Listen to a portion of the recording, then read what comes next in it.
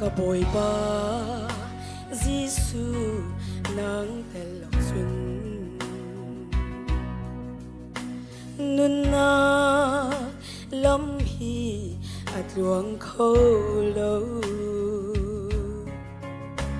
rili sang palong chung a chin phan dai lâu khi kan lua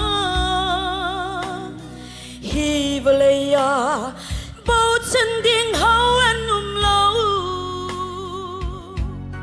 khi cha lê đi lên ni anh đi anol anh nghe mi boy kan him nak lung pi na si thi nak ni anol anh nghe mi boy zon nak phun kip ni anh đi si fanak zong an zam ngay chia lâu a rei kiang a kan ha angam nang ma he ti a chu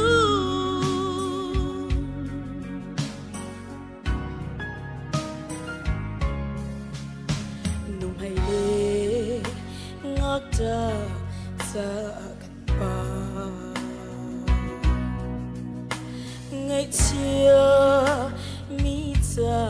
em tu na si rồi là đom lâu cha na đom nak si boy ngon big na si kadu nun na le kam hai hai nak si su khi cha le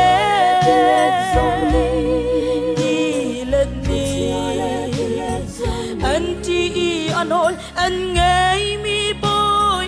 kan him nak lung pi na si thi nak ni anol an ngay mi boy zot nak phun kip ni an ti si fanak zong an zam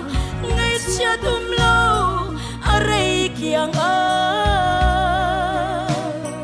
kan ha ngam nang ma he ti a chu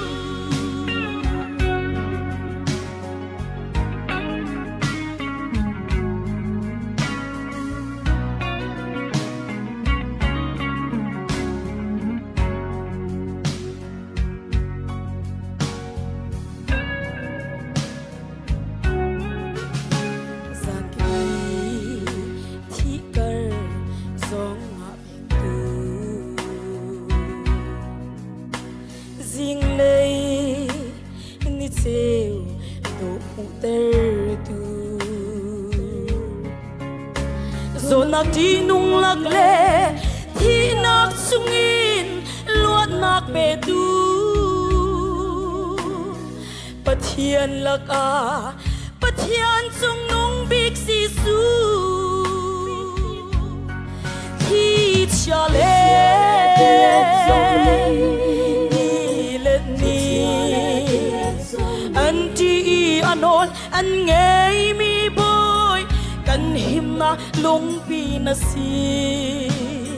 thi nak ni anol an nghe mi boy zot nak phun kip ni an ti si fanak zong an zam ngay chia lâu a rei kiang a kan ha angam nang ma he ti a chu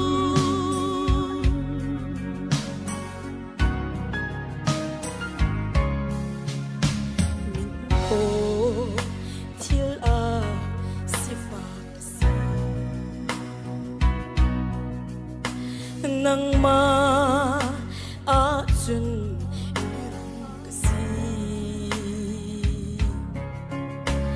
ngày mi dây cả ngày lâu mi sông dây cả ngày lâu Giêsu Christ a dây sông te ngày tu cả si khi cha lên